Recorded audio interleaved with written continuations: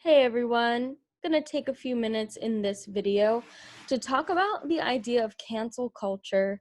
This is something that maybe you are familiar with as like you hear that someone has been canceled. It's usually a verb, and usually when somebody has been canceled, it has to do with they've expressed some sort of viewpoint or opinion, and the majority of people who like saw the tweet or saw the Instagram post or whatever disagreed with it.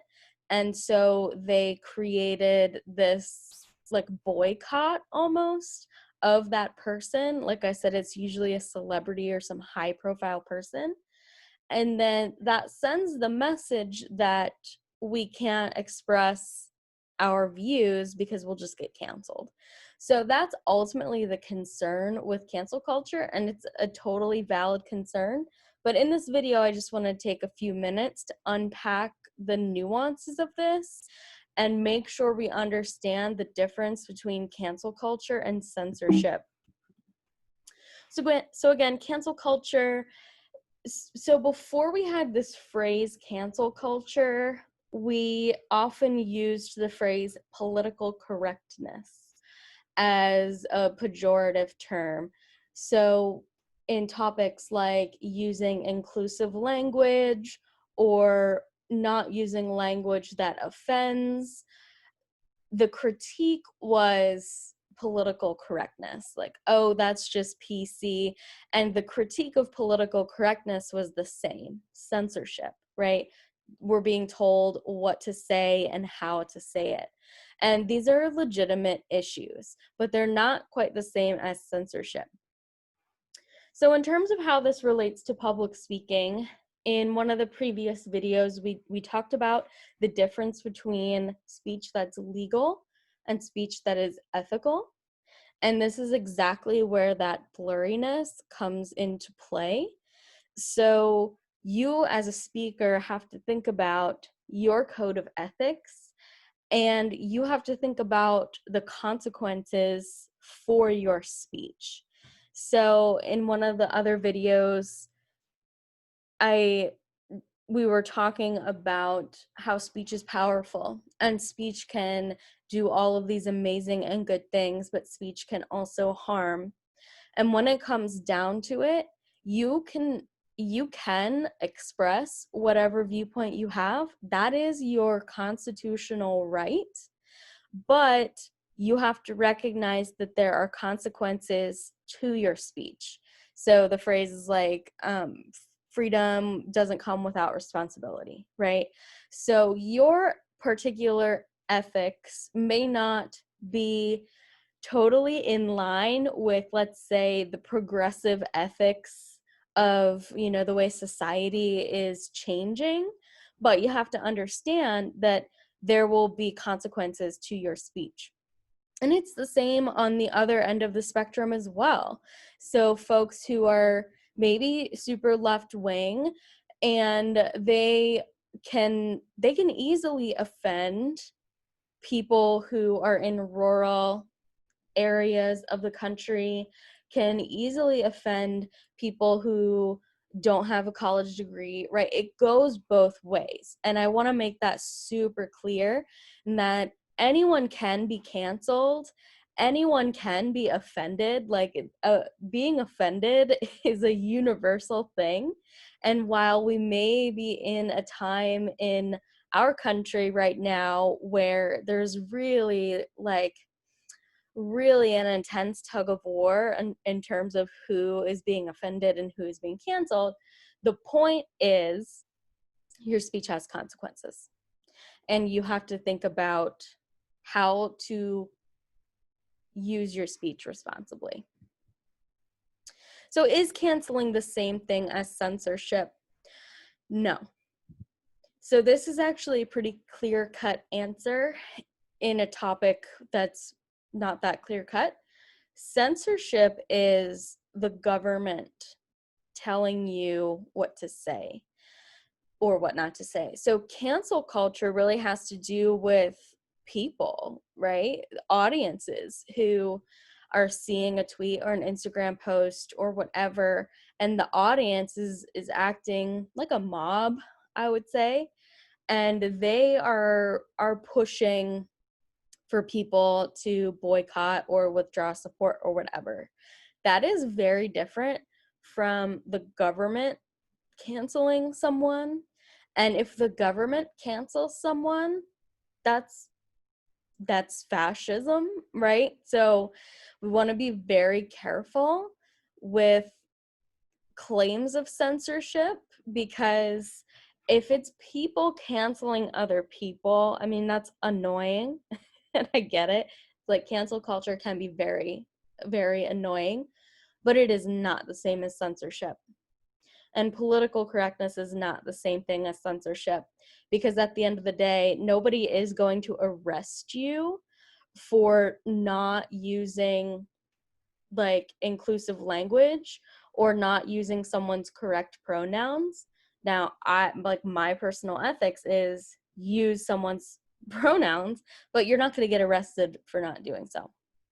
And of course, I encourage you to do so. But my point is, the government is not intervening in, the cancellation of Britney Spears or whatever. So it's not censorship.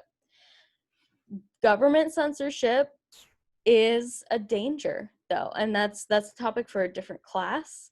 But the point being, cancel culture is not censorship. So one of the things I did assign you to read was the All Sides perspectives on this. So thinking about this in 4 major arguments, cancel culture doesn't exist. So that would be a perspective that cancel culture itself is a construct made up by people who are being canceled because they're annoyed. Cancel culture has gone too far, and then we start moving the other direction. Certain views should warrant cancellation. Certain views should warrant cancellation, but not those currently being canceled. The reason that I'm putting this in front of you is just to show you how many different perspectives there are on this topic. And it's not as simple as censorship or not censorship, right? It's not as simple as cancel culture is good or cancel culture is bad, right? There's a lot of in between. And this is another reminder to go on Instagram and follow All Sides, because they post a lot of really helpful content to absorb things that are going on in the world. So go follow All Sides. So what are we supposed to do? So last year, this lesson, I didn't use the phrase cancel culture. I don't think it was really that much of a common phrase at that point. But I do always do a lesson on political correctness. And students often are frustrated, and I get it, because it seems like there are a lot of rules. It seems like our expression is controlled by these formal and informal rules. And that's a valid way to feel. And truthfully, I feel that way sometimes too, where I don't know I don't know how, what's appropriate to do, what's inappropriate, and it's really messy. And side note, the reason studying communication is so important to our society, but what are we supposed to do? And what I tell students is that what I want you to take from this is not the rules. Like, I don't want you to be jotting down every single rule of, what makes a speech ethical or what makes our speech ethical. I want you to reflect on these ideas. I want you to reflect on the difference between legal speech, illegal speech, ethical speech, unethical speech. I want you to think about how you feel about that. And I want you to reflect on what you think ethical speech is and why. And does that align with the overall understanding of ethical speech? And if not, like, just unpack that a little bit. But ultimately, my job is to teach you these 3 things. Language and speech is powerful, which is a big piece of this module's lesson, both in terms of consequences and also in terms of moving us emotionally.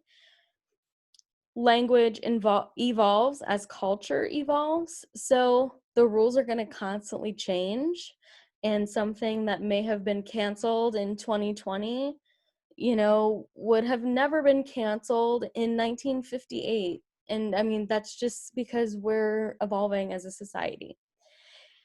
And then language has consequences. So, related to language being powerful, but more concrete, like there are consequences to your speech that are very concrete and literal. So, I want you to think about these three things, and I want you to apply these lessons.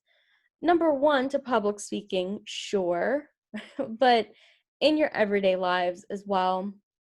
Because even if you think about how you treat other people or how other people treat you, the golden rule, all of these things that I know you all have grown up learning about and thinking about, it's really the same idea. It's really, really the same idea with speech in terms of treating people with dignity, treating people how you want to be treated, communicating with people the way you want to be communicated with. So that would be my really great seed of wisdom to end on. Alrighty.